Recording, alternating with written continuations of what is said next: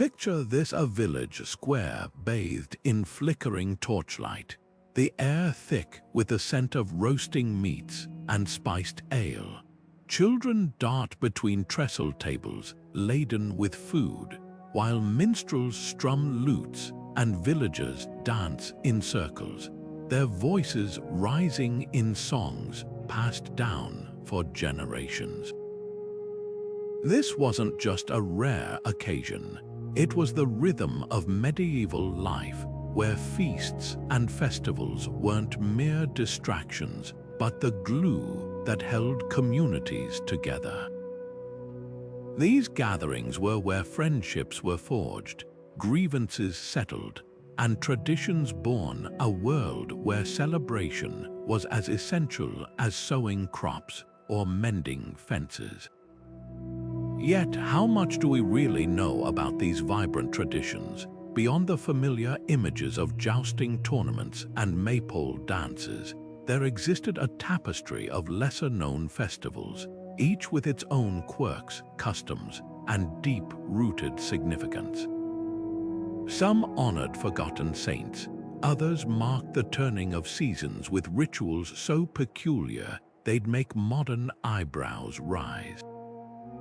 Ever heard of the Feast of Fools, where villagers crowned a mock king and reveled in topsy-turvy chaos? Or the Hocktide Celebrations, where women captured men with ropes, demanding coins for their release? These weren't just parties, they were acts of rebellion, solidarity, and even social commentary, hidden beneath the guise of merriment. What if I told you these festivals did more than just entertain? They shaped laws, softened class divides, and even kept ancient folklore alive. A harvest feast might decide next year's land rights. A midsummer bonfire could ward off sickness for an entire season. These events were the pulse of village life, where the sacred and the silly collided in ways that still echo today. So grab a virtual goblet and step into the past, because over the next 25 stops, we'll uncover how medieval villagers turned ordinary days into extraordinary memories, and why their joy still matters centuries later. Trust me, you'll never look at history or your local fair the same way again.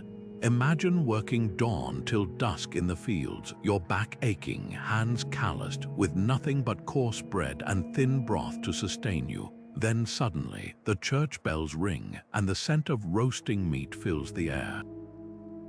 That was the magic of medieval feasts, a fleeting escape from hardship where even the poorest villager could taste abundance. These weren't just meals, they were acts of defiance against hunger and despair.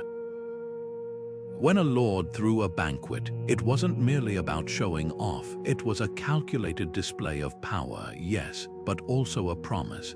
By distributing bread, ale, and meat to the crowd, he reinforced his role as provider, a fragile social contract wrapped in pastry and pageantry. Meanwhile, peasant gatherings hummed with a different energy. Picture a barn strung with garlands of autumn leaves, trestled tables groaning under wheels of cheese and steaming pottage. Here, the rules softened. A serf might share a joke with a freeman. A young couple could steal a dance away from prying eyes.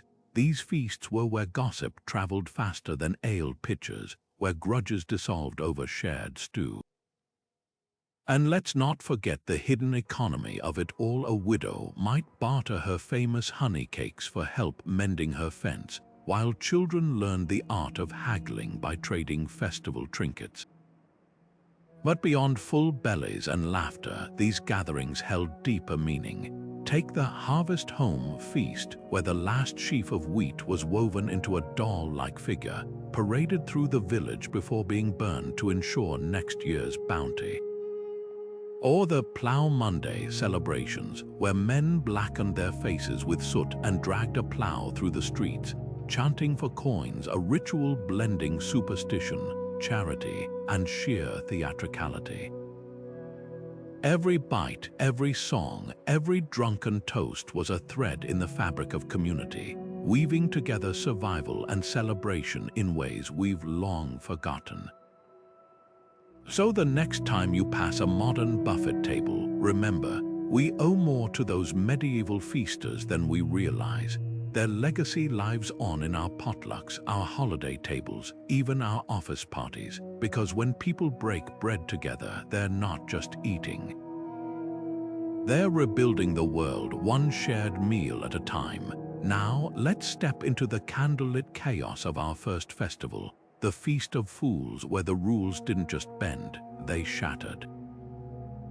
For one wild day each winter, the rigid hierarchies of medieval society didn't just bend, they snapped.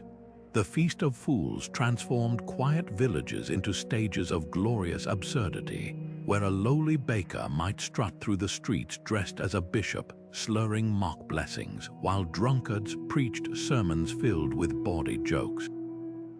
This wasn't mere mischief, it was a carefully choreographed explosion of pent-up tensions, a chance for the powerless to wear the masks of power, if only in jest. At the heart of the chaos lay a paradox. The church both condemned and tolerated it. In cathedrals across France, subdeacons would elect a Lord of Misrule, crowning him with overturned chamber pots or sausage garlands. Choir boys brayed like donkeys instead of singing hymns, and sacred texts were recited backward to howls of laughter. The clergy's grudging acceptance reveals the festival's deeper purpose. It acted as a social safety valve, letting steam escape before pressure built to dangerous levels. After all, a peasant who'd spent a day mocking his lord was less likely to sharpen his pitchfork in rebellion come spring. But the Feast of Fools wasn't just about blowing off steam. Hidden beneath the raucous surface were sharp critiques of authority. A popular skit might feature a king whose crown was made of rotting vegetables, a not-so-subtle jab at corrupt rulers. Even the tradition of wearing animal masks, often foxes or asses, carried meaning, implying those in power were beasts in human garb. For illiterate villagers, these performances were political cartoons in living color, a way to voice grievances without risking the stocks or worse. By the 15th century, the church had enough. Bishops denounced the festival as devil's work, threatening excommunication for participants. Yet it took decades to stamp out proof of how deeply communities clung to this cathartic madness. Today, we see its echoes in April Fool's Day pranks or satirical roasts, reminders that laughter, even at the powerful, is as human as breathing. So the next time you chuckle at a political meme, thank those medieval fools. They taught us that sometimes the most dangerous weapon isn't a sword, but a well-timed joke. The Christmas ale had barely settled in their stomachs when villagers faced a sobering truth. Winter wasn't done with them yet. Plow Monday arrived like a frosty alarm clock, jolting communities back to the relentless rhythm of agrarian life. On the first Monday after Epiphany, farm hands who'd spent weeks huddled by hearths now dragged their plows into the village square, transforming tools of toil into objects of reverence. Picture the scene: a plow draped with ribbons stolen from sweetheart's hair, its wooden frame polished until it gleamed like church pews. Behind it marched a ragtag procession, men with soot-blackened faces chanting rhymes older than the oldest oak, their boots crunching on frozen mud. This wasn't just a parade, it was a living prayer. As the plow circled the fields, its blade tracing furrows in the air, even children understood the stakes. A good blessing meant full bellies come harvest. A sloppy one could invite blight or famine. But Plow Monday had teeth beneath its pageantry. The plow boys weren't above mischief. Households that skimped on donations might wake to find their vegetable gardens mysteriously plowed into oblivion, or their front doors barricaded by snowdrifts shaped like rude symbols. These pranks walked a fine line between jest and justice, subtly shaming the stingy while reinforcing communal responsibility. After all, everyone ate from the same fields. The festival's roots ran deeper than mere tradition. In some villages, the plow was thought to hold dormant magic, drag it over a barren field, and the earth would remember how to bear fruit. Elsewhere, the soot on the men's faces harked back to pagan disguises meant to confuse vengeful spirits. Even the timing was strategic, just late enough for the ground to thaw, but early enough to beat rival villages to the sowing. What fascinates most is how Plow Monday blurred social lines. For one day, the miller's son and the Lord's steward might shoulder the same rope, pulling the plow in unison. Coins collected during the procession often went to the parish poor box, a quiet reminder that agriculture was the great equalizer. Hunger didn't discriminate by class.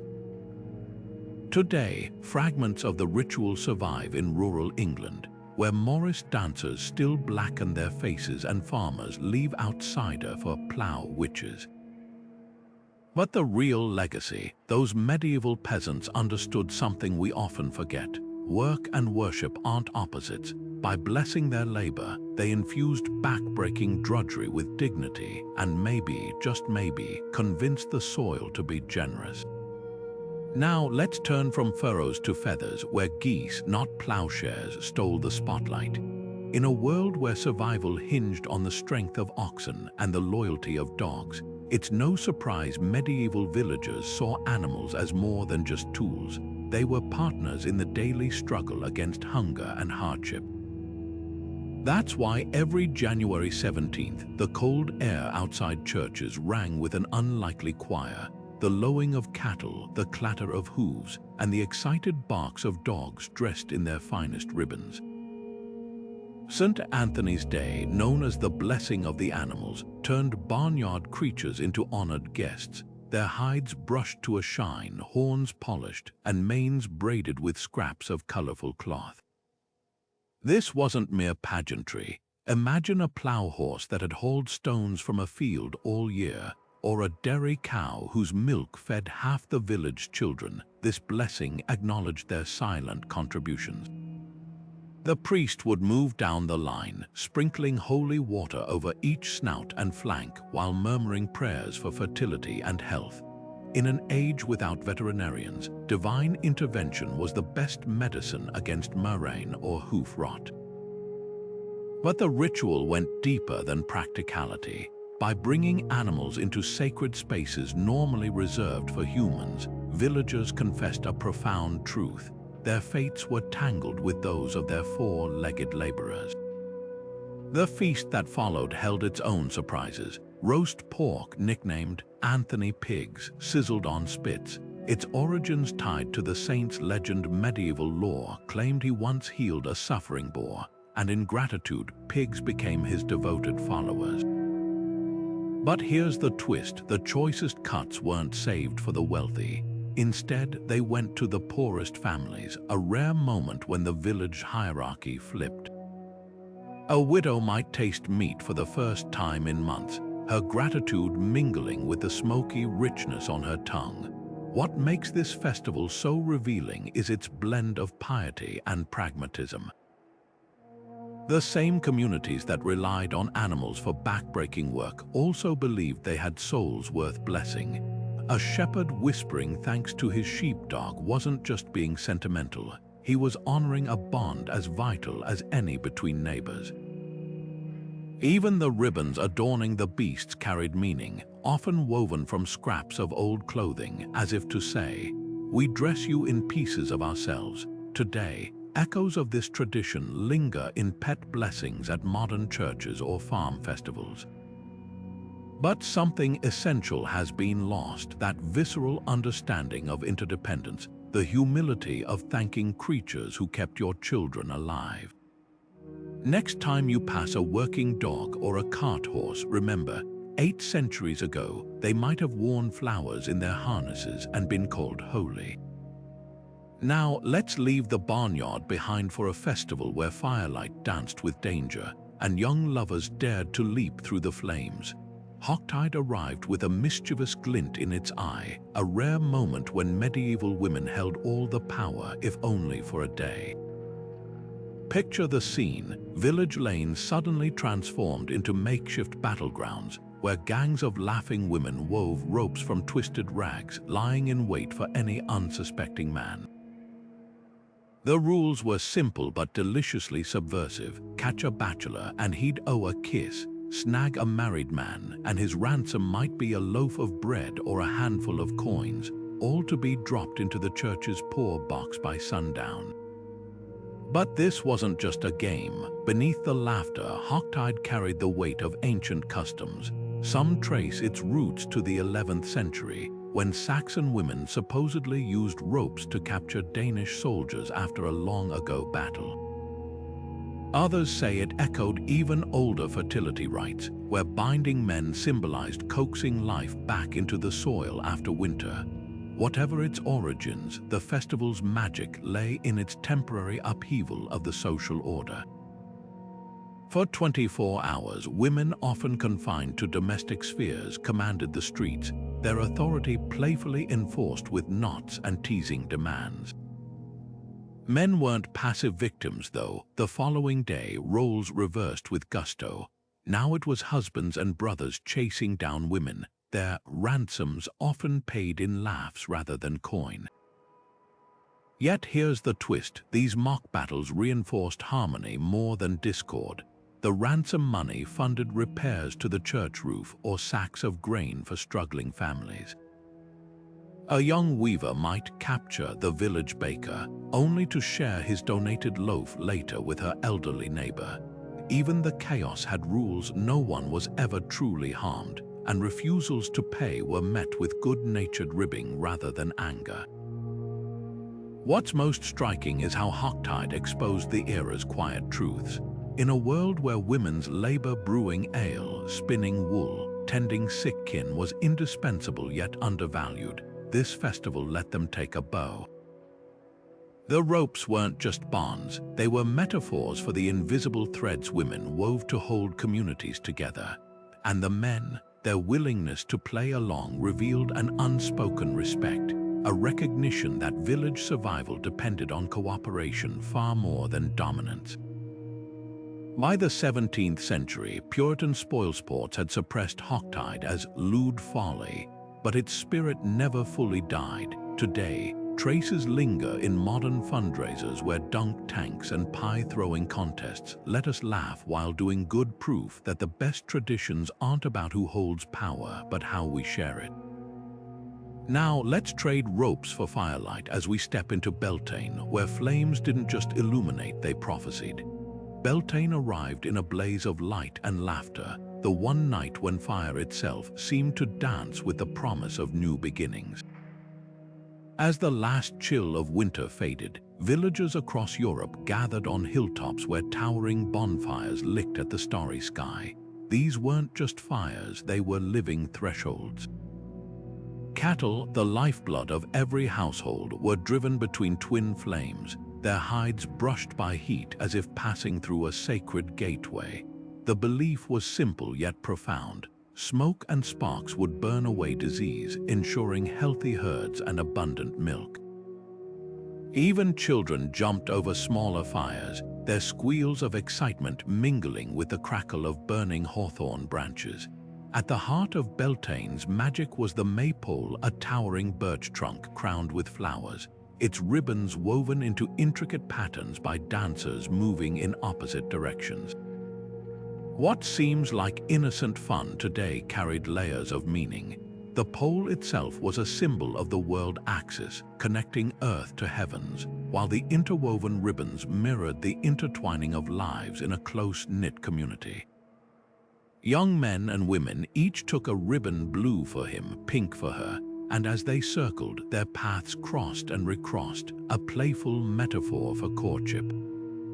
The higher the pole, the better the harvest promised to be, so villagers competed to erect the tallest one, sometimes sneaking onto rivals' land to steal their best trees under cover of darkness.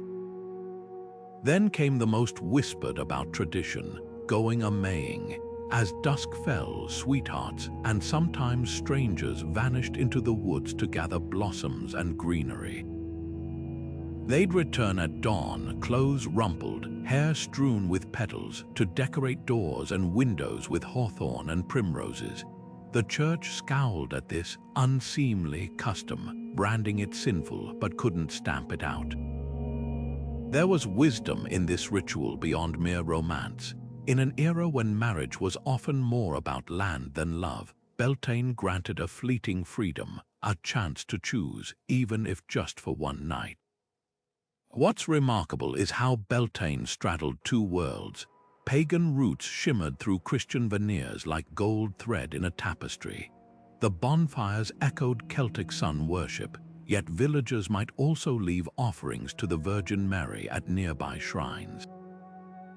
Church elders, frustrated by the festival's persistence, eventually co-opted it as rudmas, sprinkling holy water on maypoles and preaching sermons about spiritual renewal. But the people never forgot the old ways. Modern echoes of Beltane survive in May Day parades and maypole dances at school fairs, though the deeper significance has faded. We've lost the visceral connection to those fires that once spelled the difference between full bellies and famine, between sterile fields and fertile ones. Perhaps that's why Beltane still captivates us. It speaks to something primal in our bones, a memory of when the turning of seasons wasn't just a calendar event, but a matter of life and death.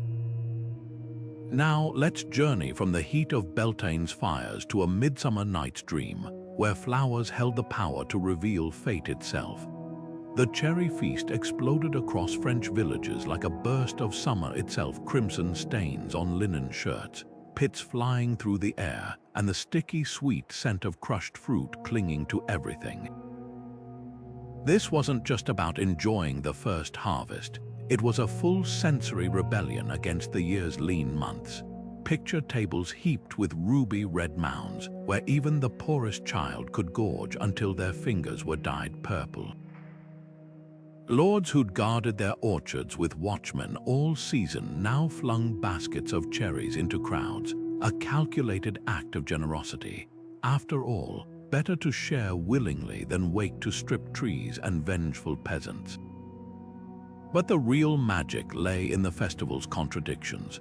On one hand, the pie-eating contest's flour-dusted bakers versus hungry shepherds, their faces buried in flaky crusts, were pure, joyous gluttony. Yet the cherry-spitting competitions held deeper symbolism. The farther a pit flew, the more luck it promised for the coming harvest. Young men would flex like archers, aiming for distant church steps or the Lord's empty wine barrel, while sweethearts cheered. Even the drunkenness had purpose. Cider flowed freely because fermentation mirrored the earth's own alchemy, turning humble fruit into something transcendent. What's often overlooked is how the cherry feast exposed social tensions. In some villages, lords hosted lavish banquets under flower-strewn pergolas, while peasants celebrated with foraged fruit on the commons. Occasionally, a daring soul would scale the manor walls, tossing stolen cherries to the crowd below, a tiny act of defiance rewarded with laughter rather than punishment. The church, meanwhile, struggled to reconcile the festival's pagan undertones with its own calendar, eventually draping it in a thin veneer of saintly patronage. By dusk, the revelry took on a mythic quality. Bonfires of cherry wood sent sparks skyward, their smoke said to ward off blight. Lovers exchanged cherries tied with thread, a promise as binding as any oath.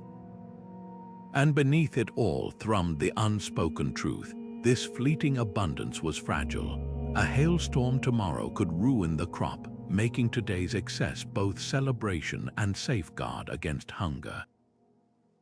Modern cherry festivals still dot the French countryside, though the stakes feel lighter now. We've forgotten how a single good harvest could mean the difference between survival and starvation, how the right to spit a pit might have felt like a small victory against fate. But bite into a sun-warmed cherry today, and you're tasting centuries of rebellion, gratitude, and sheer human delight packed into one juicy moment. Now, let's trade fruit for flour as we enter a festival where bread wasn't just food, it was a sacred covenant between earth and heaven. Lammas morning dawned with the scent of scorched grain and yeast hanging heavy in the air, the unmistakable perfume of survival. In every cottage, women kneaded dough made from flour ground just hours before, their hands shaping not just bread but a silent prayer. This wasn't ordinary baking, it was alchemy turning golden stalks into a sacred offering. The first loaf of the harvest, still warm from the oven, would be wrapped in linen and carried to church like a newborn to baptism.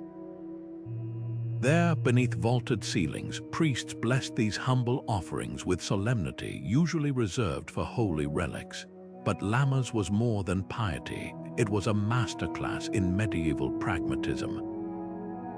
That blessed loaf wasn't meant to be eaten immediately. Instead, it was broken into pieces and tucked into storage bins, a charm against mold and mice.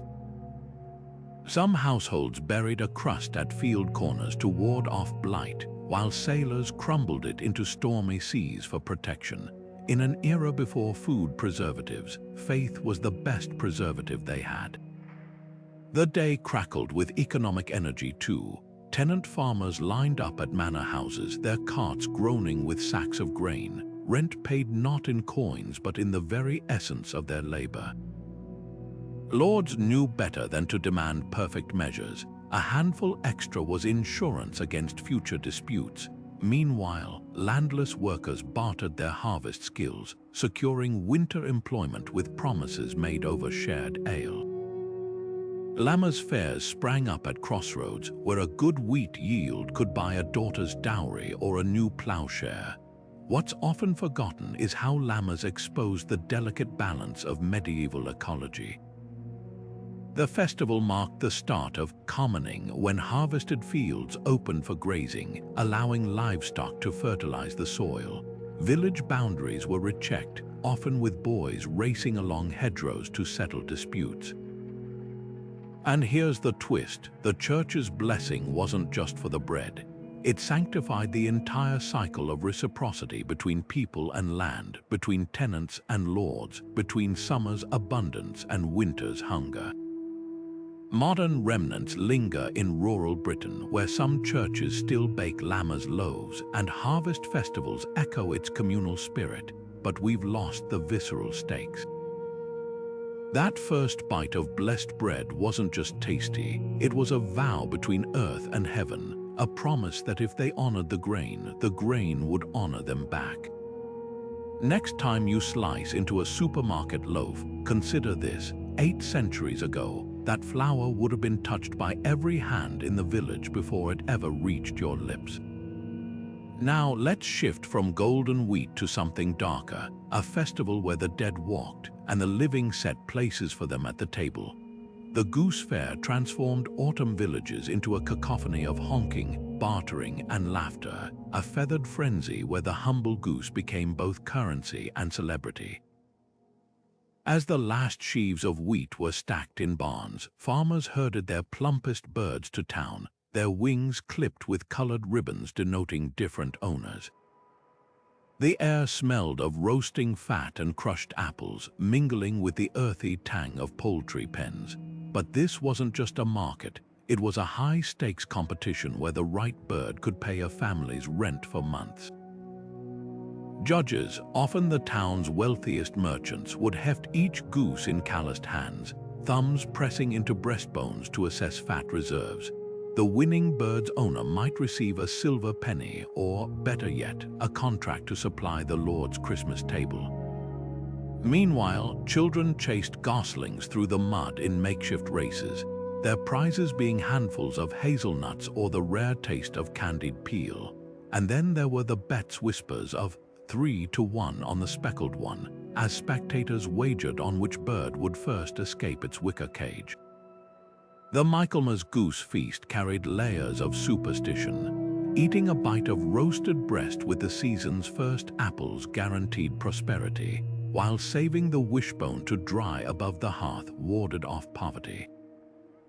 Some housewives tucked goose feathers into mattresses, believing they'd bring dreams revealing next year's harvest. But beneath the folklore lay cold economics. Geese were medieval ATMs. Their down-stuffed pillows for the wealthy, their fat-preserved meat, their quills penned legal documents that could make or break fortunes. A thriving flock meant a family could weather hard winters. A sickly one spelled disaster. What's fascinating is how the Goose Fair mirrored larger societal shifts. As sheep farming grew lucrative, some villages replaced geese with wool auctions, yet the name stuck, a nostalgic nod to older ways. Today, Nottingham's Goose Fair still draws crowds with roller coasters instead of poultry pens, but the echo remains in German Gänsemarkt, where roasted legs glisten on skewers. That first crispy bite of Michaelmas goose connected medieval farmers to something timeless: the thrill of a gamble, the comfort of ritual, and the quiet understanding that survival often wore wings. Now prepare to step into the mist-laden shadows of All Hallows Eve, where the boundary between the living and the dead grew disturbingly thin. The chill of November brought more than just frost to medieval doorsteps. It carried whispers from the afterlife. As All Souls' Day dawned, bands of solars tramped through villages, their voices rising in eerie harmonies that mingled with the scent of wood smoke. These weren't mere beggars, they were spiritual middlemen offering a sacred bargain, a prayer for your departed loved ones in exchange for a soul cake. Picture these treats: small, spiced rounds marked with crosses, their cinnamon scent clinging to frosty air like incense. Each bite was meant to nourish not just the living, but souls trapped in purgatory's flames, their passage to heaven hastened by every crumb. What seems like a simple exchange reveals medieval minds at their most poetic. The soul cakes weren't random snacks, their ingredients carried cosmic weight. Nutmeg symbolized the nails of Christ, allspice echoed the spices used to anoint his body, and the cross scored into each cake mirrored the divide between earthly and eternal. Housewives baked them in batches of 12, one for each apostle, or sometimes 8, representing the Beatitudes. Even the act of giving held layers of meaning. A wealthy merchant might donate a basketful, hoping to shorten his father's suffering beyond the grave, while a pauper's single cake given with tears held equal spiritual currency. But peel back the Christian veneer and older traditions pulse beneath. In some villages, solars wore costumes of white linen, ghostly echoes of ancestral shrouds, or carried lanterns carved from turnips, their flickering lights mimicking wandering spirits. The songs they sang often contained cryptic verses about the bones that lay beneath the clay, blending church Latin with pagan chants. This was no accident. Church authorities, unable to stamp out ancient ancestor rites, had folded them into All Souls rituals, turning a potential heresy into holy work. The social calculus of souling was equally fascinating. Refusing a solar wasn't just stingy, it was dangerous. Folklore warned that households withholding cakes might find their chimney blocked by vengeful spirits or their milk curdled by the unsettled dead. Yet the festival also softened class divides. For one night, a lord's kitchen and a crofter's hearth held equal power to aid souls, and even children could demand treats with impunity, their innocence believed to make prayers especially potent. Modern trick-or-treating owes more to souling than we realize. The jack-o'-lantern's grin traces back to those turnip lanterns, while soul cakes evolved into candy bars. But something vital was lost: the profound intimacy between living and dead, the sense that a handful of crumbs could bridge eternity. Next time you hand out Halloween candy, listen closely.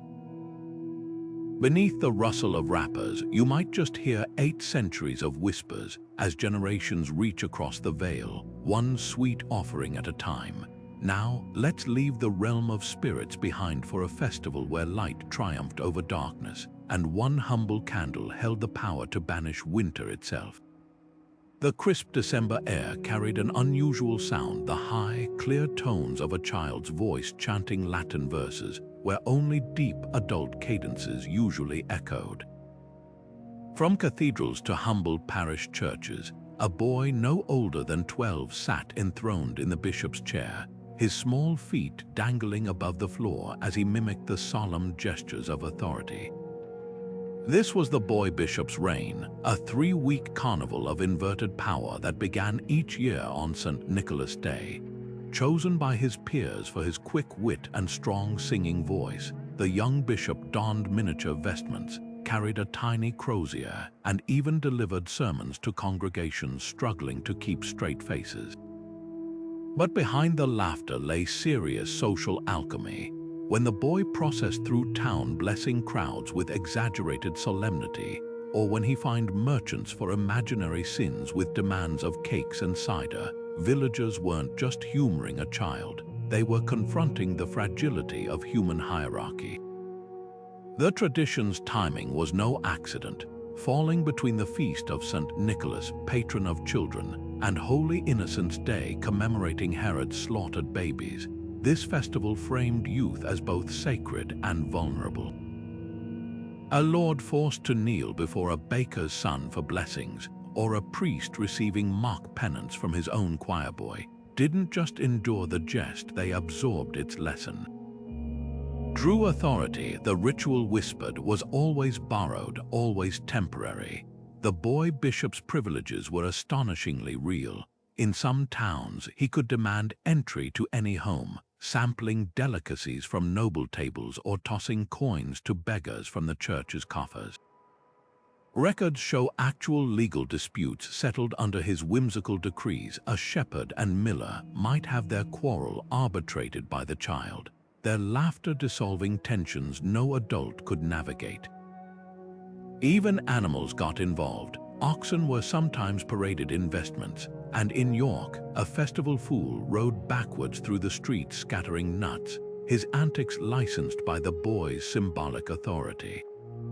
Yet the tradition's most revolutionary aspect was its educational purpose. As the child stumbled through liturgical Latin or forgot his lines, patient clergymen whispered corrections not with scorn but with gentle guidance. This was pedagogy in action. By experiencing responsibility firsthand, the boy learned the weight of leadership. Meanwhile, adults rehearsed humility, a virtue as essential to medieval life as strength or piety. The Church's grudging tolerance for the custom speaks volumes. Despite periodic bans by dour reformers, the boy bishop endured for over 1,000 years because it worked. Communities emerged from these revels more tightly knit, their social fabric mended by shared laughter. What lingers most poignantly is how the festival acknowledged children's unseen wisdom. In an era when childhood was often brutally short, plague, famine, and war claiming many before adulthood, the boy bishop's reign offered a fleeting recognition that even the youngest had something to teach. His rule always ended on Holy Innocents' Day with a haunting ceremony. The child stripped of his vestments, his tiny crozier returned to the altar as the choir sang of slaughtered babes in Bethlehem. The message was clear: innocence holds power, but the world spares it little room. Now, let's leave the echoing cathedrals behind for a festival where darkness itself was challenged, not with laughter, but with fire's primal roar. Deep in the Scandinavian winter, when night stretched endlessly and frost gnawed at door frames, a singular glow pierced the darkness: St. Lucia's Day. On the morning of December 13th, villagers would wake to the sight of a girl draped in white, her head crowned with flickering candles, moving silently through the pre-dawn gloom. This wasn't just a pretty spectacle, it was a lifeline. The candles she carried weren't mere decorations, they were tiny rebellions against the longest night of the year, each flame a promise that light would return. The ritual's roots tangled together like ivy on a church wall. Officially, it honored Lucia of Syracuse, a Christian martyr who defied Roman persecutors by bringing food to hidden believers, her way lit by a candle wreath upon her head.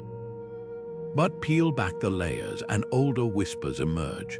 The timing aligned suspiciously well with pagan solstice celebrations, where fires had once been lit to coax back the vanishing sun. Even Lucia's name played a sly trick derived from lux, the Latin word for light, echoing Norse traditions of the Lucia, a supernatural being who rode the winter winds. The church, ever pragmatic, had folded these threads into a single tradition, letting people keep their ancient comforts under a saint's benevolent gaze. What made this festival unforgettable was its sensory alchemy. The chosen Lucia, often the fairest or most virtuous girl in the village, led a procession of star boys and gingerbread bearers, their path illuminated by candlelight reflecting off snow. The air hung thick with the scent of freshly baked lusciata, golden saffron buns coiled like sunbursts. Every ingredient carried meaning. The saffron's costly yellow mirrored sunlight's gold. The raisins dotting the dough recalled life-giving dew. To bite into one wasn't just eating, it was swallowing hope itself. But St. Lucia's Day held quiet subversions too.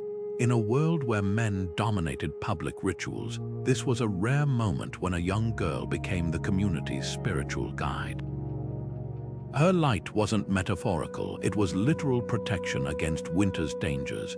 Families saved tallow all year to ensure their Lucia's crown could blaze brightly, knowing her procession might mark the difference between seasonal despair and perseverance. Even the song she sang, Sancta Lucia, with its rising melody, mimicked the sun's longed for ascent.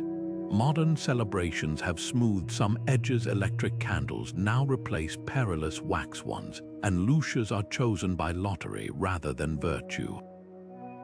But the essence remains. When a Swedish kindergarten class parades today in paper crowns, or when Finnish families share lusciata at breakfast, they're part of an unbroken chain stretching back to frozen medieval villages where light wasn't just welcome, it was sacred. Now let's travel from candlelit Scandinavia to a French festival where beasts, not bonfires, stole the spotlight. In the hush of a medieval French cathedral, between the scent of incense and the glow of stained glass, an unlikely guest clip clopped down the aisle. A donkey draped in embroidered cloth, its ears twitching as a young girl perched on its back cradled a doll representing the Christ child. This wasn't some prank or peasant folly. It was the Feast of the Ass, a sacred tradition where congregations erupted into theatrical brays at key moments of the liturgy, their voices echoing off the vaulted ceilings like a barnyard chorus. Far from blasphemy, this spectacle was devotion in its most joyfully human form, a celebration of the humble beast that had carried the Holy Family to safety in Egypt. The donkey's starring role wasn't just whimsy, it was theological theater. As priests chanted verses about the flight into Egypt, the congregation's braying carefully timed to punctuate phrases like "Hic isti asina," "Behold the donkey," turned scripture into living drama. In some towns, the donkey received gifts of hay and oats at the altar, while children scattered petals before its hooves. The message was radical for its time. Holiness could wear a shaggy coat and twitchy ears. Even the donkey's rider held symbolic weight, often an actual young mother from the parish, her presence bridging biblical narrative and everyday village life. But peel back the laughter and you'll find sharp social commentary. Donkeys were the tractors of the medieval world, hauling firewood, grinding grain, and enduring blows from impatient masters. By elevating this abused drudge to sacred status, the festival subtly shamed those who mistreated animals, or by extension, the poor who labored like beasts. Records from Rowan show landowners donating their donkeys to the church for the day, a PR stunt masking year-round exploitation. Yet for one glittering moment, the donkey stood center stage, its bray a hymn to the overlooked and overworked. The church's eventual crackdown on the Feast of the Ass reveals much about medieval tensions. By the 15th century, clergy complained the festivities had devolved into chaos, drunken braying contests, donkey races around baptismal fonts, even pranksters smuggling goats into choir lofts. But the deeper issue was control. A festival that let peasants speak through animal noises unsettled authorities almost as much as the donkey's enduring popularity as a folk symbol of stubborn resistance. Today, faint echoes linger in Provençal nativity scenes where donkeys still nudge the manger, or in the Spanish borriquita processions. What we've lost is the audacity of that medieval laughter, the unshakable faith that divinity might just show up on four legs, flicking its tail at pomp and pretension. Now prepare to step beyond the church walls entirely, where entire villages transformed into open-air stages, and every baker, blacksmith, and milkmaid became an actor in God's grand drama. Imagine the cobbled streets of medieval York transformed into a sprawling stage, where a carpenter playing Noah hammered together an ark as crowds cheered, and a baker Angel announced Christ's birth from atop a rolling wagon draped in blue linen. These were the mystery plays, not whispered secrets, but vivid, raucous retellings of scripture that turned entire cities into open-air theaters. Craft guilds, the backbone of medieval commerce, became unlikely storytellers. The shipbuilders staged Noah's flood with creaking wooden arks, while the goldsmiths dazzled audiences with gilded halos for the three wise men. Even the town's fishmongers got in on the act, their Jonah and the Whale performance featuring a painted leather sea monster so lifelike children shrieked with delight. What made these spectacles revolutionary wasn't just their scale, it was their audacity to make the divine accessible. Scripture, once locked behind Latin texts and somber sermons, now unfolded in the vernacular with bawdy jokes and local accents. When Chester's bakers reenacted the Last Supper, they used real loaves from their ovens, the scent of fresh bread mingling with actors' lines to create a sermon you could smell. The plays weren't merely watched, they were experienced. Audiences followed pageant wagons from one station to the next, the story unfolding block by block like a living comic book. A butcher playing Herod might leap into the crowd, his fake crown askew, while the Guild of Tailors sewed Adam and Eve's fig leaves onstage between scenes. Beneath the entertainment lay shrewd social engineering. Assigning guilds specific stories reinforced their civic roles. The water carriers handled the parting of the Red Sea. The vintners transformed water into wine with theatrical flair. Competition between guilds raised the production values. Records show carpenters bankrupting themselves to build more elaborate helmets, their gaping jaws spewing actors dressed as demons. Yet the plays also softened class divides. A wealthy merchant might find himself taking direction from a lowly weaver-turned-stage manager, and for one day, the apprentice knew more about theology than the priest. The church's stance was fascinatingly conflicted. While clergy grumbled about comedic devils stealing the show, one York performance featured Satan slipping on a banana peel. They couldn't deny the play's evangelistic power. Illiterate farmers who'd never opened a Bible now knew Job's story by heart, thanks to the blacksmith's wrenching performance of losing his forge to God's test. The very name mystery plays hints at this duality, deriving not from secrecy but from the medieval mysterium, meaning both a craft guild and a religious rite. Today's theatre owes these medieval performers an incalculable debt.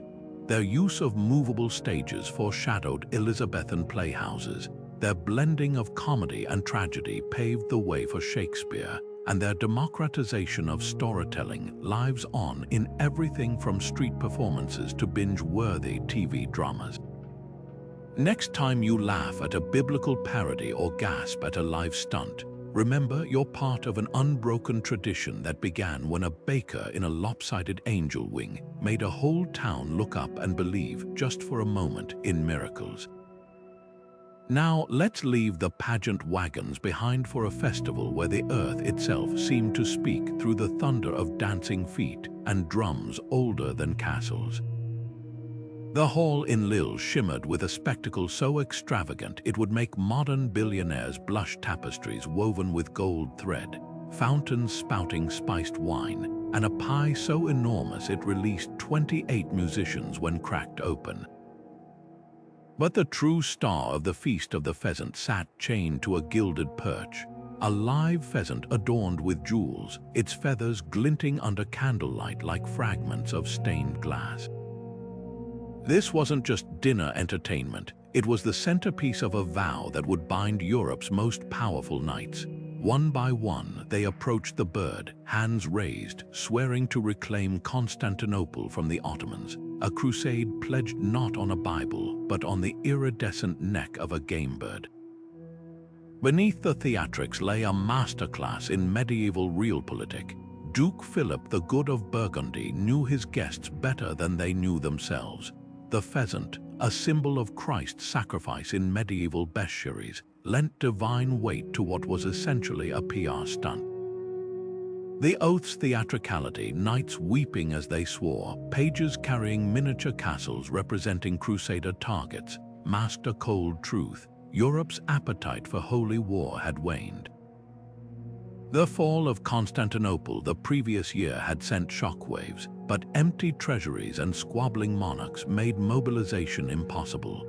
Yet by staging this chivalric charade, Philip secured something more valuable than army's reputation. Witnesses spread tales of his piety, positioning Burgundy as Christendom's moral compass while rivals scrambled to match his fervor. The menu itself was a geopolitical manifesto. Dishes bore names like Salad of the Saracen and Tart of Jerusalem, each bite a edible propaganda.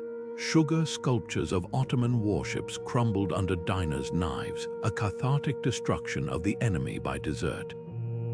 Even the pheasant's survival post-oath carried meaning, released unharmed as a metaphor for Burgundy's merciful intentions, though contemporary accounts suggest a backup bird waited in the kitchens, just in case. What fascinates most is how the feast exposed chivalry's contradictions. These knights, who'd spend years jousting in tournaments costing more than actual battles, now played at war over peacock pie. Their vows, recorded in illuminated scrolls with more care than battlefield dispatches, prioritized ceremony over action. When the promised crusade evaporated, no one was surprised. The real victory had already been won in that hall, where perception mattered more than follow-through. Modern state dinners and celebrity activism owe more to the pheasant feast than we admit. From galas raising funds for distant crises to viral, challenge campaigns, the dance between spectacle and substance continues. But we've lost the medieval frankness about such performances.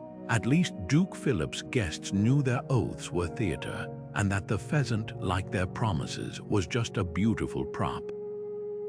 While St. Patrick's revelers stumbled home on the night of March 17th, another celebration was just waking up across the Irish countryside.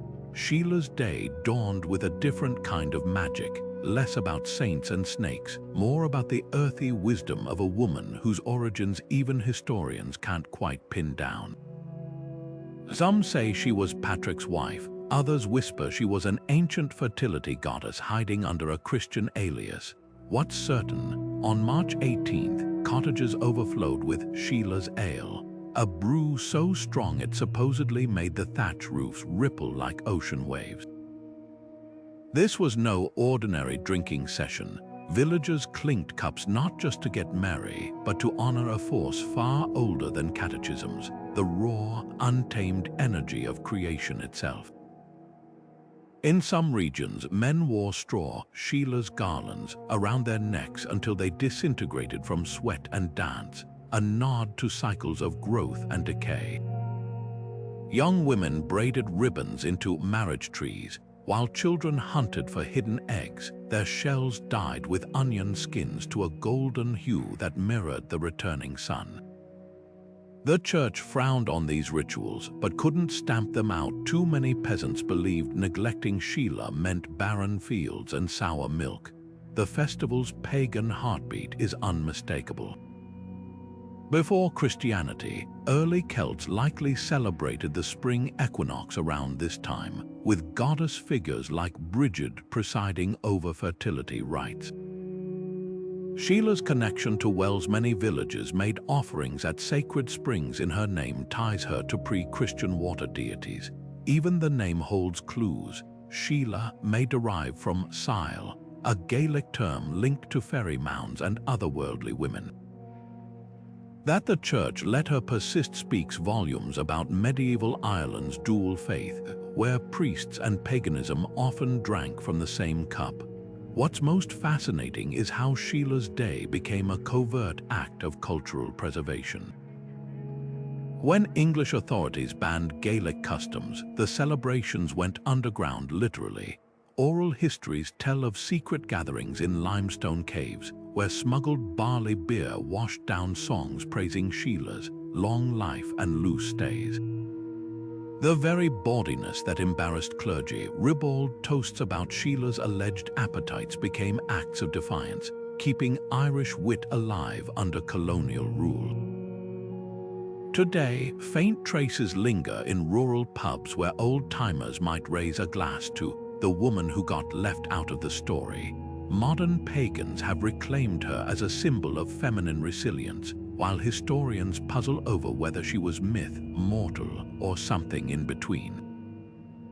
Either way, Sheila's greatest trick was surviving not in stained glass or scripture, but in the laughter echoing down centuries, proof that some spirits refused to be erased.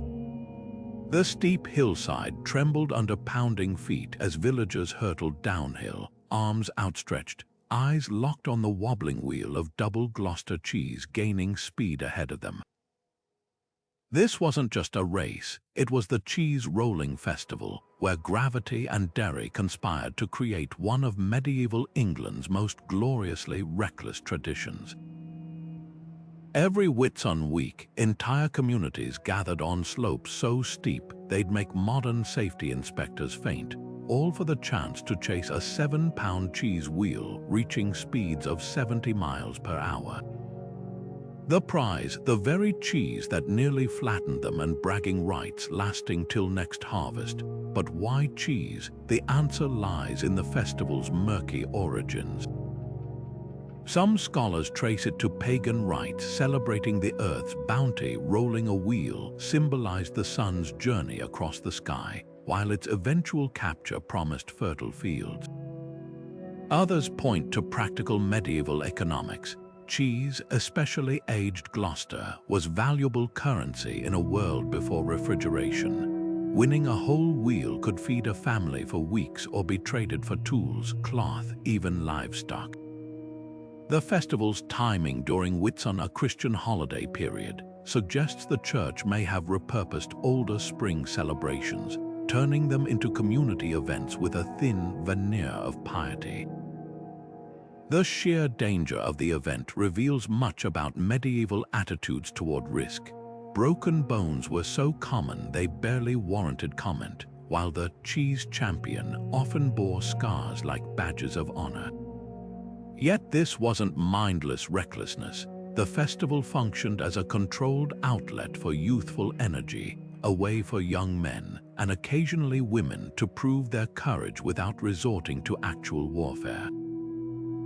In an era when life expectancy hovered around 30, the line between bravery and foolishness was delightfully blurred.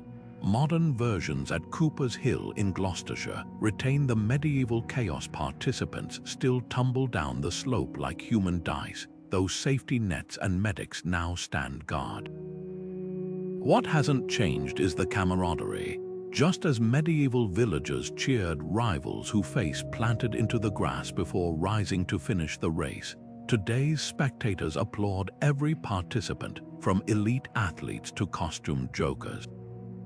The cheese itself remains the star, still made using centuries-old methods that would have been familiar to those first daring rollers. Perhaps the festival's true legacy is its refusal to be sanitized. In our bubble-wrapped world, the Cheese Rolling Festival stands as a defiant reminder that joy sometimes wears bruises, and that some traditions taste best when they're a little dangerous. The hall at Westminster Abbey glittered with a spectacle designed to strike awe into the hearts of England's most battle-hardened knights. Silver platters piled high with roasted swans, their feathers replaced by gilded headdresses, their beaks tipped with gold leaf.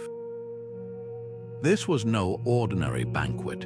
In the spring of 1306, King Edward I transformed dining into diplomacy, using these regal birds as living contracts in his crusade to subdue Scotland. One by one, armored men rose from their seats, laid hands upon a swan's breast, and pledged their swords to the crown in a ritual as binding as any parchment seal.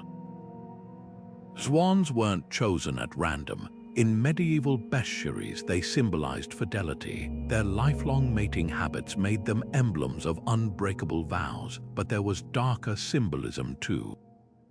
Swans were royal property, their necks often marked with the king's insignia. By having his knights swear on these creatures, Edward reinforced a brutal truth: their loyalty, like the swans themselves, belonged to the throne. The feast's menu reinforced the message. Dishes arrived sculpted into Scottish castles, their sugar walls crumbling under spoons, a not-so-subtle prophecy of what awaited rebels north of the border. Yet beneath the pomp, the Feast of the Swans exposed the fragility of medieval power. Edward, nicknamed Longshanks for his imposing height, was aging. His campaign to conquer Scotland had stretched decades, draining coffers and patience. The Swan Vows were less about inspiration than desperation, a theatrical last grasp at unity among nobles already eyeing their own interests. Some historians suspect the birds were actually geese or herons dressed up, their scarcity making genuine swans too precious to waste. Even the famed oath-swearing may have been staged.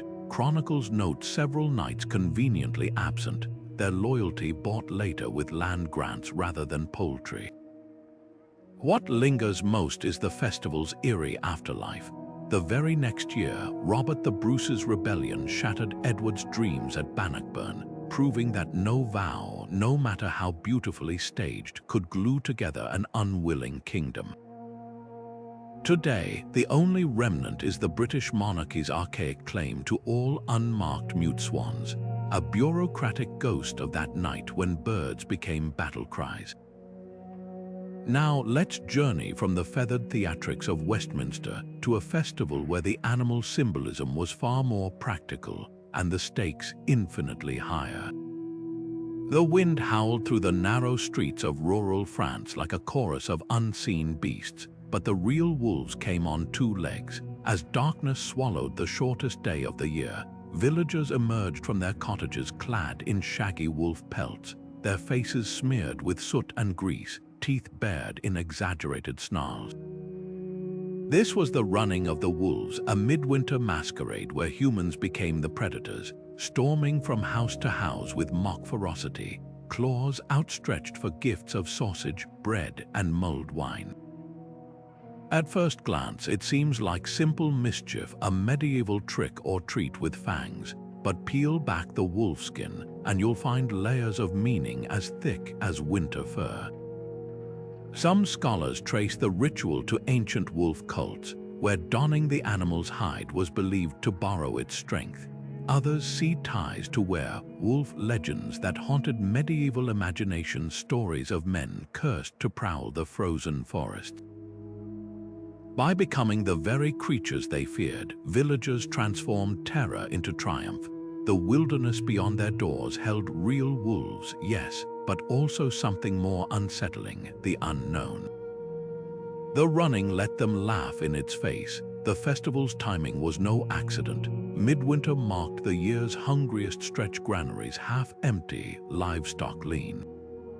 When wolf-masked figures pounded on a wealthy merchant's door, their growls carried an unspoken threat: share your abundance or risk actual wolves, human or animal, taking it by force. Like many medieval traditions, it walked the line between plea and warning. Records from Burgundy describe bakers leaving special wolf loaves on their windowsills, their dough twisted into fang-like points, a bribe disguised as tribute. What's most revealing is how the festival blurred human and animal. In a single night, the butcher became the beast, the miller's wife shrieked like prey, and children gleefully joined the pack. This wasn't just play acting, it acknowledged a truth modern life often forgets: that civilization is thin veneer. One hard winter, one failed crop, and we're all howling at the door. The church, ever pragmatic, eventually grafted the ritual onto St. Lupus feast day, turning pagan wolfmen into pious processioners. Yet even saints couldn't tame the tradition completely. In remote valleys, the running survived well into the 19th century, its participants growling Latin hymns between demands for ale. Today, echoes linger in French carnival parades where wolf masks still appear not as threats but as reminders. The wilderness we once dressed up to mock still waits beyond our streetlights, and part of us still longs to answer its call. Now, let's leave the wolf packs behind for a festival where fire didn't just light the night, it rewrote the rules of time itself. Amid the riotous colors of May Day, one figure stood out like a living bouquet: the Garland King. His horse draped in so many blossoms its coat vanished beneath petals, his own body encased in a towering dome of flowers weighing nearly 50 pounds. This wasn't just decoration, it was a mobile shrine to spring itself.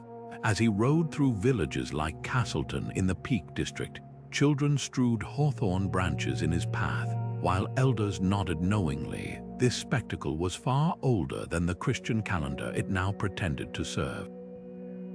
The king's floral armor held secrets. His conical garland, woven from garden blooms and wildflowers, mirrored the shape of sacred trees in ancient Celtic rites.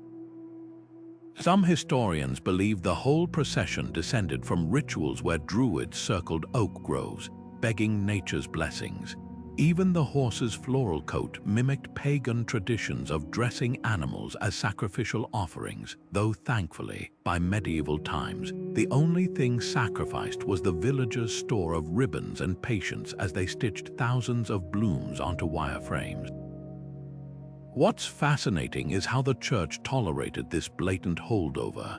May Day conveniently coincided with feasts for saints like Philip and James, letting clergy rebrand the garland as a tribute to heavenly crowns rather than earth deities. The king himself often stopped at the churchyard to hang his floral burden on a waiting pole, a sly nod to the world tree of Norse and Celtic myth, now baptized as a Christian symbol. This delicate dance between old and new beliefs wasn't just survival, it was cultural alchemy. The festival's endurance reveals medieval villagers as masters of subtle resistance. When Puritan reformers banned maypoles as idolatrous in the 17th century, the Garland King simply rode on, his flowery disguise too charming to condemn outright. Even the Victorians, with their obsession for sanitizing folklore, couldn't resist documenting the tradition, though they insisted the flowers now represented British pluck rather than fertility magic.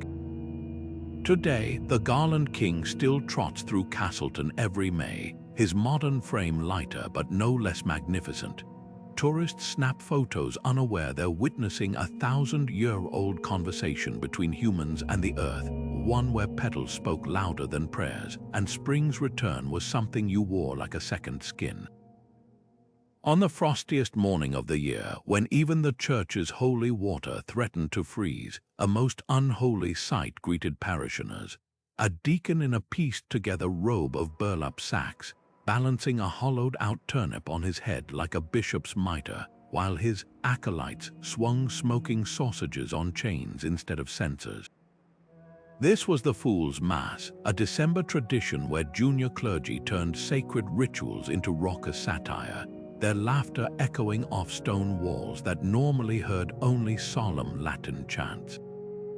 Far from sacrilege, this sanctioned irreverence served as the medieval equivalent of a pressure valve, letting frustration bubble up as comedy before it could explode into rebellion. The mockery followed a careful choreography. Everything from the liturgy to the vestments was exaggerated just enough to amuse but not truly offend. A subdeacon might recite scripture backward while standing on his head, or replace amen with exaggerated sneezes. The Alleluia became a belching contest, and the communion wine sometimes turned out to be spiced cider. Yet beneath the buffoonery lay sharp social commentary. When a choir boy dressed as the bishop stumbled through a sermon praising gluttony and sloth, everyone recognized the jab at their actual bishop's notorious banquets.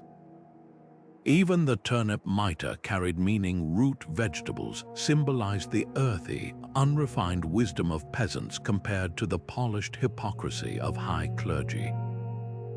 What's remarkable is how church authorities tolerated, even expected, these antics. Records show some cathedrals budgeting extra ale for the Feast of Fools celebrations that surrounded the mock mass. Wise superiors understood that letting underlings blow off steam one day a year prevented year-round resentment. In an era when questioning authority could mean excommunication or worse, laughter became the safest form of dissent. A peasant might never dare accuse his lord of greed, but everyone could chuckle when a priest pretended to auction off indulgences for imaginary sins like overeating on fast days. The festival's timing during the darkest month was no accident. As winter tightened its grip and hunger lurked in every cottage, the Fool's Mass offered a fleeting illusion of control. If you could laugh at the powers that be, even in pretend, they seemed less terrifying. By the 1400s, reformers cracked down, horrified by reports of drunken clergy riding donkeys through nave aisles or using communion wafers for target practice. Yet the tradition didn't die so much as go underground, morphing into the sly wit of medieval mystery plays and eventually the political cartoons of later centuries. Today, we've lost the delicate balance the Fool's Mass achieved. Criticism disguised so skillfully as comedy that even its targets had to laugh. Modern satire often draws blood, but those medieval jesters knew a deeper truth. Sometimes the most subversive act isn't shouting the quiet part loud, but letting the powerful hear their own absurdity echoed back to them, wrapped in a turnip crown and the ringing peals of shared laughter. The hearth fire burned low as the last light of All Hallows Eve faded, but in homes across medieval Europe, another meal was just beginning, one where the guests never arrived, yet their presence filled the room. Tables were set with startling care, a trencher of bread placed just so, a cup of honeyed ale left uncovered, even a slice of the family's precious salt pork positioned where grandfather used to sit. This was the Feast of the Dead, a night when the veil between worlds grew thin enough to share a meal with those who'd passed beyond it. What seems like simple superstition reveals a profound medieval understanding of grief. In an era when lifespans were brutally short, childbirth, plague, and famine claiming lives with terrifying regularity, these rituals offered control where none existed. By setting a place for a mother lost in childbirth or a child taken by fever, families transformed helplessness into hospitality. The food itself carried coded messages. Bread symbolized resurrection, salt warded off evil spirits, and apples represented eternal life. Even the timing was strategic. Many regions held these feasts in late autumn when decaying leaves mirrored human mortality, and empty fields echoed the hollow ache of loss. The church's response to this tradition was a masterclass in medieval pragmatism. Unable to stamp out the deeply rooted custom, clergy rebranded it as All Souls' Day, folding ancestral meals into the liturgical calendar. Parish priests would bless the food before it was left out, turning pagan offerings into Christian acts of charity, though villagers often slipped back at midnight to whisper older prayers just in case. Some churches even maintained soul lights, lanterns fueled by donations from the living to guide departed souls to these spectral banquets. Archaeology gives haunting weight to these practices. Excavations of medieval cottages consistently find unusual placements of animal bones and meal remnants, not in middens where trash was dumped, but near hearths or under thresholds, as if deliberately positioned for unseen diners. In the Rhineland, clay ghost cups with deliberately cracked bases have been uncovered, designed so spirits could drink the essence of the ale while leaving the liquid behind. What's most moving is how these feasts fostered continuity. A child who never met her grandmother might grow up knowing her through the annual ritual of setting out her favorite walnut cakes. The dead remained woven into the family tapestry, their memory sustained not just in stories, but in the tactile acts of breaking bread and pouring ale.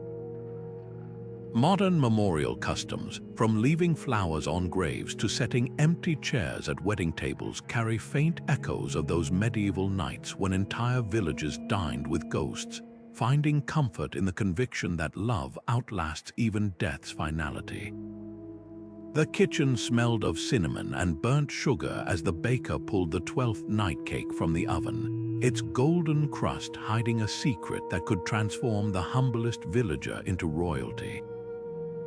Buried deep in the dough, a single dried bean waited to crown the king of the bean, a peasant anointed by chance to rule over the wildest night of medieval revelry. For 12 hours, the lucky finder, whether a milkmaid or a blacksmith's apprentice, wore a paper crown and issued absurd decrees. Servants ordered their masters to dance, children demanded extra sweets, and the village fool might suddenly find himself pronouncing judgments on petty disputes while perched on a throne of hay bales. This wasn't just whimsy, it was social alchemy. In a world where birthright dictated every aspect of life, the bean's randomness offered a fleeting illusion of democracy. The church, ever pragmatic, tolerated the tradition by linking it to the biblical Magi's journey, but the roots ran deeper. Some trace it to Roman Saturnalia, where slaves dined with their owners. Others see echoes of Norse winter feasts, where warriors drew lots to appoint a Yule lord to lead drunken games. The bean itself carried symbolism. Its humble origins mirrored Christ's birth in a stable, while its growth potential hinted at resurrection. The king's rule followed strict unwritten codes. His edicts couldn't inflict real harm, no demanding a farmer's prized cow, but they exposed hypocrisies with surgical precision. A lord known for skimping on workers' wages might be sentenced to distribute coins to children. A gossipy alewife could find herself silenced by royal decree unless she danced a jig. The laughter these antics provoked wasn't just entertainment, it was pressure relief for a society buckling under feudal rigidity. Twelfth Night's chaos had teeth, though. In 1420, a group of English peasants took their Bean King's mock authority too seriously, staging a days-long revolt that required armed intervention to quell. Afterward, some towns switched to using a pea to choose a queen, as well not for equality, but to divide symbolic power and prevent future unrest. The tradition's survival depended on this delicate balance, enough rebellion to satisfy the masses, but not enough to threaten the established order. Modern echoes abound. The French Galette des Rois still hides a Fève, now often a porcelain figurine, while New Orleans king cake fuels Mardi Gras mischief. But we've lost the subversive edge. When a modern office worker finds the trinket in their slice, they might get a paper crown, not the right to demand their boss scrub the floors. That's the real magic medieval peasants understood. For one night, the world could flip upside down, and everyone would laugh because come dawn, the bean was just a bean again. The scent of simmering garlic and briny seafood would have wafted through medieval monastery kitchens long before midnight mass, not as indulgence but as devotion. The Feast of the Seven Fishes, now a staple of Italian Christmas Eve celebrations, began as a humble act of monastic discipline. In the quiet hush of Advent, when meat was forbidden and fasting turned meals into prayers, medieval monks transformed scarcity into creativity. 7 varieties of seafood, from humble sardines to luxurious eel, became edible psalms, each dish a verse praising spiritual abundance through earthly restraint. What seems like a culinary tradition held deeper theological weight. The number 7 echoed creation's 7 days, the 7 sacraments, even the 7 sorrows of Mary. Shellfish, often banned as unclean in earlier times, were reinterpreted as symbols of resurrection, their hard exteriors hiding tender flesh, much like the tomb that couldn't contain Christ. Even the cooking methods carried meaning. Fish baked in salt crusts recalled Lot's wife turning to pillars of salt, a warning against spiritual carelessness. Stewed octopus, its arms intertwining like the sins it represented, reminded diners of the devil's snares. The festival's spread beyond cloister walls reveals medieval Europe's complex relationship with food rules. Coastal villages adopted the tradition with local twists, Venetians adding cuttlefish in their ink to symbolize life's darkness giving way to light, Sicilians serving salt cod as a nod to far-flung trade networks that connected their faith to wider Christendom. Inland communities got inventive, counting frog legs or river mussels among their 7 when ocean fish were scarce. This flexibility highlights a truth modern diets often forget. Fasting wasn't about deprivation, but reorientation, a chance to savor divine gifts through mindful limitation. Records from 13th century Naples show wealthy merchants staging 7 fish banquets as public piety displays, their tables groaning under lobsters sculpted into biblical scenes. But the real magic happened in peasant homes, where a single pot of Ciappino-style stew might contain 7 modest fish scraps, each bite a silent protest against winter's hunger. The church, ever pragmatic, allowed these adaptations. Better a poor man's honest mullet than a nobleman's hypocritical peacock. Today's lavish seafood towers and Instagram-worthy spreads have strayed far from the tradition's ascetic roots. Yet something essential remains: the understanding that shared meals can be sacred acts. When a grandmother in Puglia still serves her 7 fishes on the old wooden platter carved with crosses, she's part of an unbroken chain stretching back to those medieval monks who first proved holiness could taste like saffron-infused broth and the sea's sharp kiss. The frostbitten morning after Christmas dawned not with carols, but with the rustle of hedgerows and the sharp cries of boys armed with sticks. In villages across Ireland, groups of young men crept through the skeletal winter brush, their eyes fixed on a creature no larger than a child's fist: the wren, a tiny brown bird whose unassuming appearance belied its starring role in one of medieval Europe's most perplexing rituals. By midday, the unlucky bird would be caught, its tiny body sometimes caged, sometimes already lifeless, perched atop a pole decked with ribbons and holly as a raucous procession swept it through the streets. This was the Wren Hunt, a tradition so layered with contradictions it still divides historians. On its surface, the spectacle seems inexplicably cruel: villagers singing jaunty rhymes while parading a dead bird, then burying it with near funereal solemnity. Yet every element crackled with symbolic meaning. The wren wasn't chosen at random. Medieval folklore branded it the King of Birds, a title stemming from a cunning fable where the tiny creature outsmarted the eagle by riding on its back to soar highest. Some whispered wrens betrayed Irish troops to Viking raiders by chirping at their movements, making them symbols of treachery. Others linked them to the Druids, believing the bird's winter song held pre-Christian magic. The parade itself was a masterclass in medieval ambiguity. Boys blackened their faces with burnt cork, a disguise echoing pagan sun worship or perhaps mocking the defeated Druids. They carried the wren from door to door, demanding coins or treats in exchange for songs that blended mockery and veneration. The wren, the king of all birds /onset. Stephen's Day was caught in the furs. Households that refused risked wrenning, having their doorframes smeared with mud or worse. Yet the collected coins often funded the village New Year feast, weaving the hunt into the economy of survival. What truly baffles modern observers is the burial ritual. After hours of raucous celebration, participants would dig a small grave, sometimes lining it with moss or flower petals before placing the wren inside.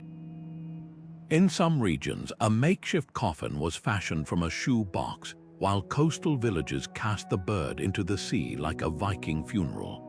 This sudden tenderness amid the revelry suggests the wren represented more than a villain. It was a sacrifice, a scapegoat, perhaps even a stand-in for the old year itself.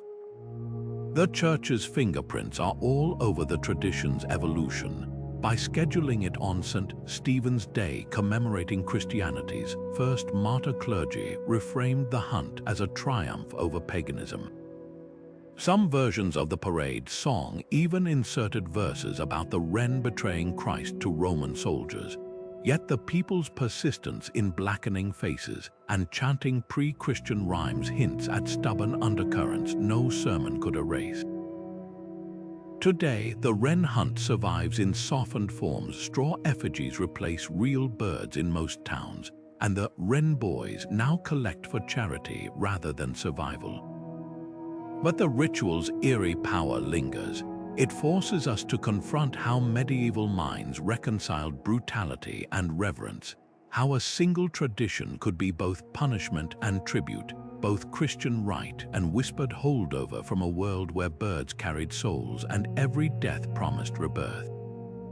Now let's turn from winter's dark mysteries to our final festival, one where the year's last embers sparked not endings but beginnings. The cathedral doors swung open not to the solemn chant of monks, but to the high-pitched squeals of children racing down the nave, their shoes slapping against cold stone floors. December 28th wasn't just another saint's day. It was the feast of the Holy Innocents, when medieval Europe handed its churches over to the smallest members of the flock. Boys barely tall enough to reach the pulpit draped themselves in oversized vestments, pretending to bless giggling congregations. Choir stalls, usually reserved for trained voices, now overflowed with off-key renditions of hymns, punctuated by the occasional thrown pea or smuggled noisemaker. And woe betide any adult who refused the toll demanded by these tiny tyrants, a handful of dried fruit, a honey cake, or better yet, a sip of spiced wine stolen from the sacristy. Behind the chaos lay one of Christianity's darkest stories, King Herod's massacre of Bethlehem's children in his quest to eliminate the newborn Jesus. The juxtaposition was jarring, a day commemorating ancient tragedy transformed into a raucous celebration of youthful mischief. Yet this tension was precisely the point. By letting children play at authority, issuing mock decrees, fining grumbling adults for imaginary sins, the festival performed a kind of social alchemy. The powerless became powerful, if only for a few hours, while grown-ups were reminded that hierarchies, like little boys in borrowed robes, were ultimately temporary costumes. The tradition's roots tangled together scripture and survival. Some historians trace it to medieval miracle plays, where local boys enacted the slaughter of the innocents with wooden swords and exaggerated death throes. Others see echoes of pre-Christian winter solstice rites, where the year's youngest symbolized hope amid darkness. The church, ever pragmatic, tolerated the revelry as a pressure valve. Better to channel childhood energy into sanctioned chaos than risk real rebellion. Records from 14th century York show boy bishops leading actual processions, their tiny hands clutching miniature croziers as they blessed crowds who knelt partly in jest, partly in awe. What's often overlooked is how these antics taught through experience. A 12-year-old assigned to read the day's scripture might stumble over Latin words, but in that struggle, he absorbed sacred texts more deeply than any sermon could impart. When girls organized alms collections, a rare moment of female leadership, they learned charity's logistics alongside its spiritual rewards. Even the demanded treats held lessons. Walnuts symbolized wisdom, raisins stood for patience, and the stolen wine sips, watered down, of course, introduced the Eucharist's mysteries through playful transgression. By dusk, the festival's mood would shift. As candles were lit in memory of Herod's victims, the same children who'd reveled all day now sat wide-eyed during the chanting of the Coventry Carol, its haunting lullaby melody underscoring the day's dual nature. Lulle, thou little tiny child, bye-bye, lully, lulle. The abrupt quietude was its own kind of teaching that joy and sorrow, like childhood and adulthood, weren't opposites but companions on life's winding road. Modern echoes persist in Hispanic cultures with Dia de los Santos Innocents, a cousin to April Fool's Day, and in British Holly Boy traditions where children still demand treats for songs. But we've lost the medieval festival's fearless embrace of contradiction, its ability to let laughter and grief share the same pew. Perhaps that's its lasting gift, the reminder that even in shadows there's space for play, and that sometimes the deepest truths are best understood not from a pulpit, but from the mischief-filled lips of a child king. From the raucous inversion of power during the Feast of Fools to the tender offerings left for departed loved ones on All Souls' Eve, these 25 festivals reveal a medieval world far more vibrant than dusty history books suggest. Villagers didn't just endure their existence, they celebrated it with a creativity that blurred the lines between sacred and profane, work and revelry, the living and the dead. Consider the sheer audacity of the boy bishop, where a child's mock sermon could silence a cathedral full of adults, or the quiet rebellion of Sheila's day, when women's laughter and ale flowed as freely as the secrets they shared. These weren't mere distractions from hardship, they were acts of defiance against a world that demanded constant toil. What's astonishing is how fluidly these traditions adapted across centuries. The same communities that reverently blessed plows on frosty mornings also roared with laughter as wolf-masked neighbors pounded on their doors demanding treats.